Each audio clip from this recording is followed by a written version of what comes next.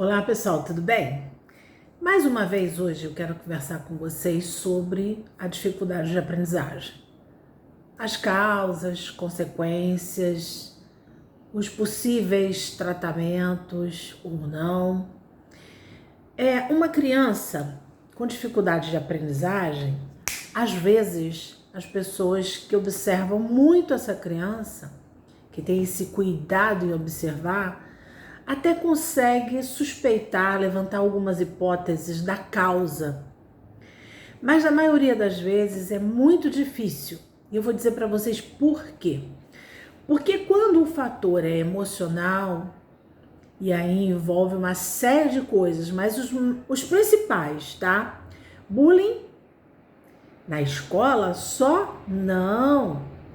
Na rua com os amigos, dentro de casa. Às vezes a mãe faz bullying com o filho sem perceber, sem saber que o que ela está fazendo é bullying. Por exemplo, uma criança que a mãe pede para lavar a louça, tá? Aí a criança vai lá, lava a louça do jeito dela. E a mãe chega lá, como ela viu que a louça não foi lavada do jeito dela, o que ela vai fazer? Infelizmente, a maioria faz isso. Isso está uma porcaria, você não lavou isso, não está como eu faço. E isso gera na criança uma insatisfação, uma tristeza, uma impotência muito grande, porque ela fez por prazer. A mãe pediu, ela foi lá fazer. Mas não saiu como a mãe queria. E ela achou que estava fazendo uma grande coisa. Porque criança é assim. O pouquinho que ela faz, se você elogiar, você vai ter muito mais. A criança vai ter um poder de multiplicar tudo aquilo que ela faz bem para muitas coisas maravilhosas. Mas ela precisa do estímulo. E o estímulo pode vir através de um parabéns, muito obrigada, você foi demais, você me ajudou muito, não sei o que eu faria se não fosse a sua ajuda, e mais, e mais, e mais. Então, falando dessa parte do emocional ainda, né? A gente tem também na escola, quando a própria criança percebe que não está no mesmo nível que os outros colegas da turma. Quando os colegas começam a sinalizar para ela e às vezes chamam de burra, não quero você no meu grupo não, você não sabe nada, e outras coisas mais. E a própria professora, né, uma coisa que eu acho muito errado, e na minha época de criança já se fazia isso, hoje não é tão frequente, mas ainda tem alguns professores que fazem isso, é na hora de entregar a prova. Tinha professor na minha época que já colocava em ordem da nota maior para a nota menor. E já chamava, João, 10, parabéns, João. Fulano, 9, parabéns. E lá no final, agora vamos lá, os zeros. E aí a turma começa a saber das notas de todo mundo. E aí não vai querer aquele que tirou 0 no seu trabalho. Ou então fica fazendo aquelas brincadeiras de mau gosto. Pô, cara, tu tirou 0 e agora? Vai ficar reprovado, não sei o quê, sabe? Já tem alguns que, você quer uma ajuda? Quando eu for estudar uma prova de matemática, eu posso te ajudar, não sei o quê. Então, tem essas coisas. Agora, isso na minha opinião, é um grave erro da própria escola. O próprio professor em sala de aula, que, como eu já falei, faz a entrega das provas em ordem da maior nota para a menor, em voz alta, para todo mundo saber. Então, o próprio professor está provocando essas desavenças, está provocando essa autoestima da criança que tirou 0 e lá para baixo. Porque ela já fica com vergonha de vir para a escola, porque todo mundo sabe que ela tirou 0 e outras coisas mais, né?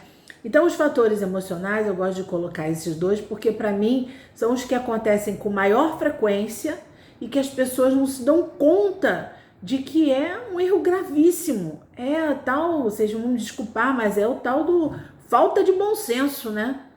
Muita falta de bom senso.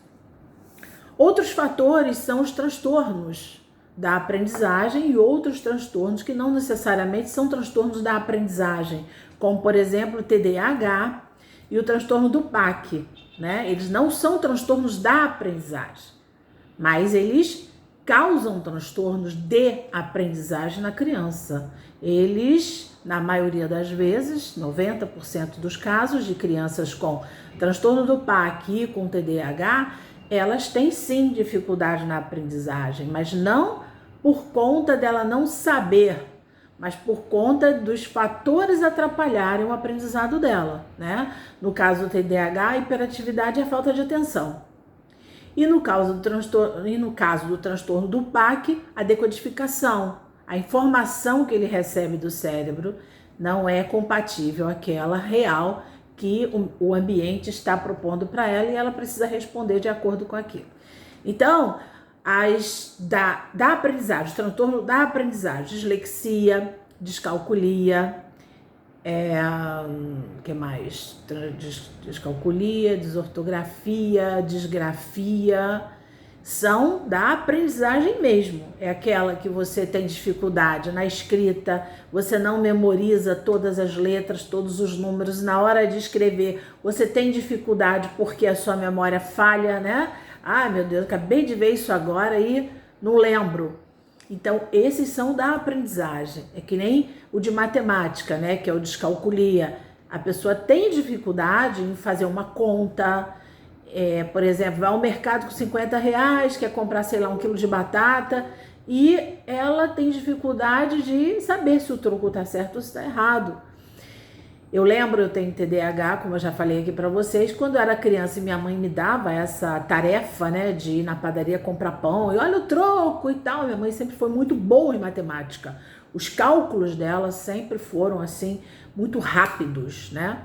E eu não, mas não era porque eu não sabia calcular. É porque eu não gostava que alguém me visse calculando o troco se estava certo ou errado. Então, aquela minha ansiedade de fazer rápido para não chamar a atenção das pessoas olhando, fazia com que eu não conseguisse fazer o cálculo corretamente. Nem incorretamente, eu nem fazia cálculo nenhum. E muitas das vezes o troco estava errado e minha mãe me fazia voltar na padaria para pegar o restante do troco. Então, são esses contratempos que também fazem a dificuldade da criança que já está instalada piorar mais ainda, porque a autoestima dela baixa faz com que ela não queira ir para a escola, faz com que ela tenha vergonha, faz com que ela fique muito quieta no canto dela, não quer sair de casa, não quer ir à festa. Então, isso é muito preocupante. Então, pais, prestem mais atenção nos seus filhos, tenham bom senso. Se você perceber que ele tem dificuldade, para qualquer coisa que você solicitar, chama e conversa. O primeiro passo é esse, é chamar para conversar. E pergunta, o que aconteceu? Por que você não conseguiu fazer isso que eu te pedi? Você não entendeu o que eu pedi? Quer que a mamãe ou o papai explique para você qual a melhor maneira de você conseguir fazer isso? E vai assim, observando, dando algumas possibilidades para que a criança aprenda e faça da maneira melhor. Ou se você, no final de todas essas possibilidades extrapoladas, vê que ainda existe uma certa dificuldade, conversa com o pediatra da criança, ele vai saber te ajudar. Isso é muito importante, discutir essas observações com o médico do seu filho ou da sua filha, tá? Vamos lá, o que eu separei mais aqui pra gente falar em relação a isso? Eu tô falando primeiro dos pais, né, saber instruir a criança, porque dentro de casa é onde a criança expõe melhor os sentimentos dela.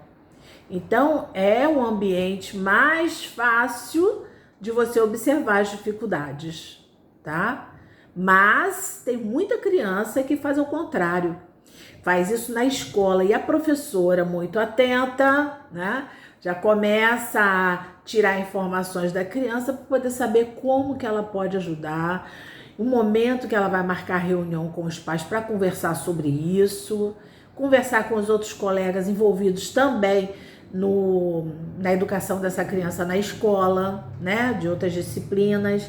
E isso é muito importante, porque somos nós que estamos ali no dia a dia com essa criança que podemos ajudá-la. E a gente só vai poder ajudar se a gente observar, se a gente chegar perto da criança, se a gente demonstrar que quer ajudar, né? Então, deixa eu ver mais alguma coisa aqui. Como eu já falei, né? Qualquer dificuldade de aprendizagem é perceptível, é fácil de você notar, é fácil da criança falar. Será que ela já percebeu que ela tem aquela dificuldade ou não?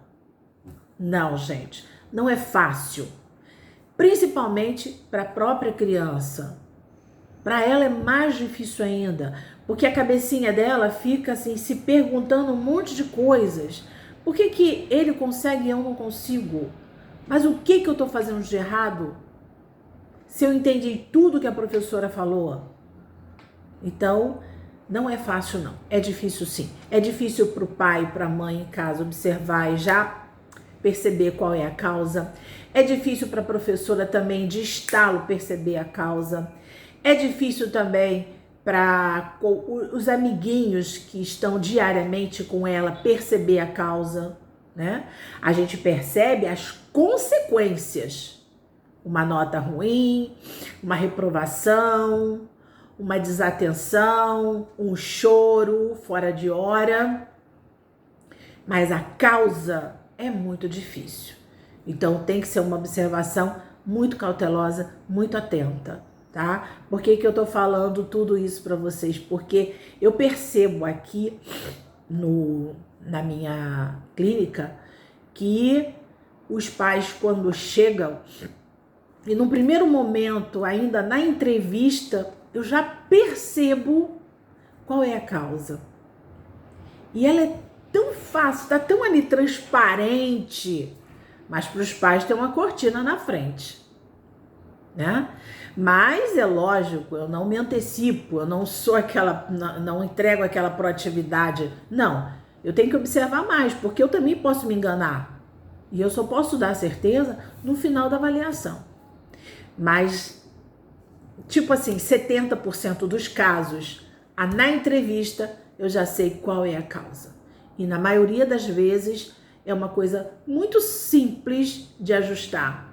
É uma coisa que, quando está há muito tempo acontecendo, muito tempo, a gente percebe que ficou uma bola de neve, que a gente precisa ir devagarinho, diminuindo, até ajustar a criança e poder dar alta. Mas às vezes é uma coisa muito simples, que em poucas sessões você consegue resolver. Mas se a família e a escola se unir nessa causa, isso é muito importante. E quando tem terapeutas também, o trabalho em conjunto com os outros terapeutas também é muito importante. Eu às vezes percebo que tem terapeutas que não gostam de trabalhar junto, não gostam de assim falar das informações que a gente pede, né? Mas isso, gente, é uma besteira, porque a concorrência existe, sim, existe, mas a gente tem que pensar na criança. A gente não pode colocar o nosso ego acima de tudo. Então, tem sim que dividir com os outros terapeutas o tratamento que está sendo feito com aquela criança para que todos sigam na mesma direção, com o mesmo objetivo. Porque a gente está falando do futuro de uma criança. O futuro de uma criança é algo assim muito precioso, muito precioso. E nenhum de nós tem o direito de abalar isso. Nem nós terapeutas, nem os pais, nem os professores, nem ninguém. Já imaginou você fazer a intervenção em uma criança com transtorno do PAC, por exemplo, e não solicitar à mãe que leve para uma avaliação com a fono? Não existe isso. Nós, no meu caso, né, que eu sou pedagoga, psicopedagoga, neuropsicopedagoga e psicomotricista, eu estou trabalhando com foco na aprendizagem. Mas nós precisamos que essa criança tenha o acompanhamento do neuropediatra dela, que tenha o acompanhamento da fono, às vezes fono de cabine, às vezes fono de clínica, e dependendo se ela tem outros transtornos, outros terapeutas. Então cabe a nós, que fomos o primeiro terapeuta a ser procurado por essa família, informar que ela precisa também de outros terapeutas paralelos. Então não tem motivo para isso, de não trabalhar junto, né?